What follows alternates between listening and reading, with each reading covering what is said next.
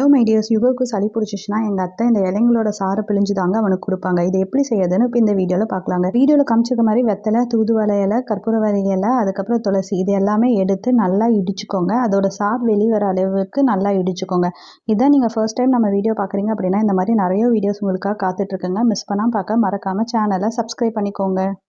இப்போ இடித்த இந்த இலையெல்லாம் எடுத்து கையிலேயே புழிஞ்சிங்க அப்படின்னா சாறு நல்லாவே வருங்க.